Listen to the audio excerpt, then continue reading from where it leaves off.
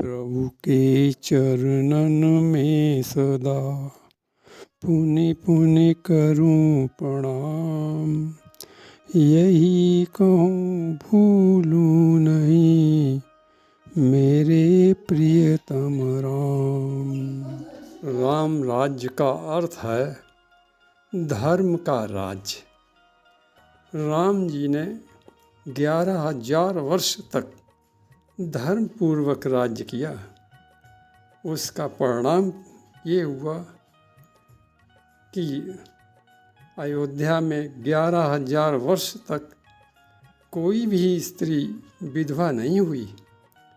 यद्यपि राम जी के राज्य से पहले यानी राम जी के राजा बनने से पहले तो महाराज दशरथ की ही मृत्यु हो गई थी, जिससे रानियां विधवा हो गई थीं। पर जब राम जी राजा बने तो उनके राज्य में कोई भी स्त्री विधवा नहीं हुई।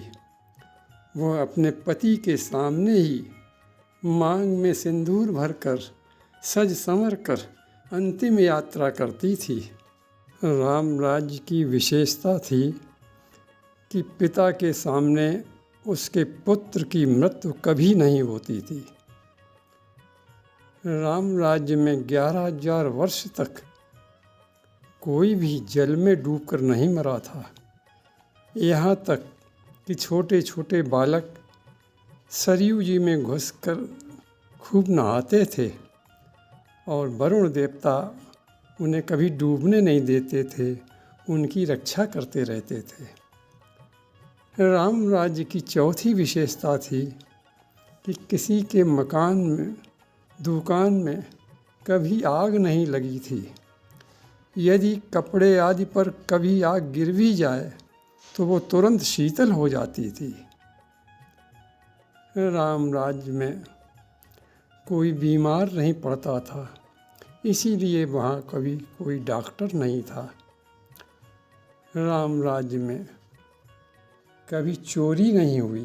राम राज्य में राजा से लेकर प्रजा तक सब लोग अपने अपने धर्म का पालन करते थे, सब सुखी थे। इसीलिए लोग राम राज्य को धर्म राज्य कहा करते थे। तुलसीदास जी भी अपने मानस में कहते हैं कि राम राज बैठे त्रैलोका, तो क्या हुआ, हर्षित भये गए सब शोका।